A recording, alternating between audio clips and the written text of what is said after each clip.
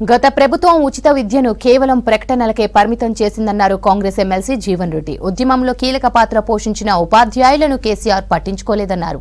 కాంగ్రెస్ ప్రభుత్వం ఉపాధ్యాయుల సమస్యల పరిష్కారానికి కృషి చేస్తుందన్నారు. విద్యార్థుల సంఖ్యకు అనుగుణంగా టీచర్లు, మౌలిక వసతులను కల్పిస్తామన్నారు.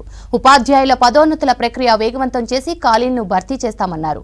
జగిత్యాల జిల్లా కేంద్రంలోని ఇందిరాభవన్లో టీఆర్టీఎఫ్ క్యాలెండర్ ఆవిష్కరించారు ఎమ్మెల్సీ జీవన్ రెడ్డి.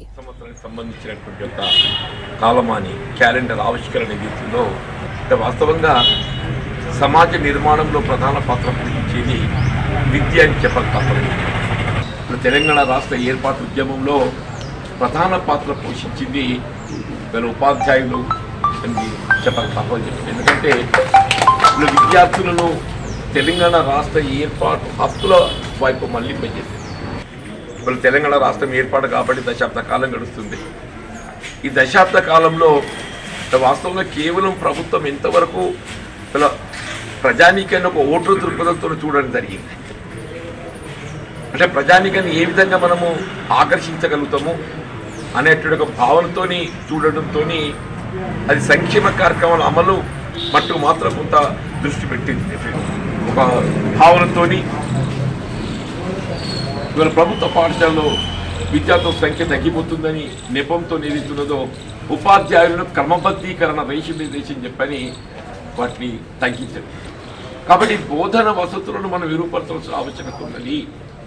ఈ మధ్య గౌరవ ముఖ్యమంత్రి రేవంత్ రెడ్డి గారు ఏదైతుందో విద్యాశాఖ రివ్యూలో కూడా ప్రధానంగా వారు పేర్కొన్నది ప్రతి హ్యాబిటేషన్లో అంటే ప్రతి నివాసిత ప్రాంతంలో ఏదైతున్నదో ఇలా పాఠశాలని తప్పకుండా ఉండాలి. ఎక్కడెక్కడ మూసివేయబడ్డ పాఠశాలలు అన్నింటినీ కూడా తిరిగి పునఃప్రారంభం చేయడం జరుగుతుంది. ఇక్కడ సమస్యలు ఏదైతుందో అవి పెరిగిపోయింది, సమస్యలు పెరిగిపోయింది. మన కామన్ సర్వీస్ తీసుకెళ్ళి ఆరంభిస్తే ఇలా రాష్ట్రపతి ఆమోద ముద్ర పడ్డ తర్వాత కూడా ఎందుకు అవుతుంది ఎవరికి అర్థం కాదని చెప్పండి.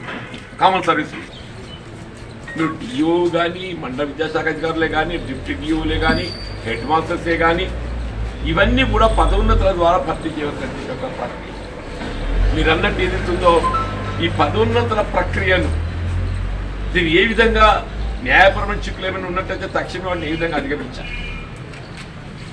మొత్తానికి ఏదైతుందో ఈ 2 మాసాల కాలం లోపల ఈ పదోన్నతుల ప్రక్రియకు సంబంధించిన ఒక అంశం పూర్తి చేయబడి ఇలా రిక్రూట్మెంట్ ఏదైతుందో ఇలా గతంలో డిఎస్సి రిక్రూట్మెంట్ కేవలం 5,000 ఉద్యోగులు పరిమితం చేసింది.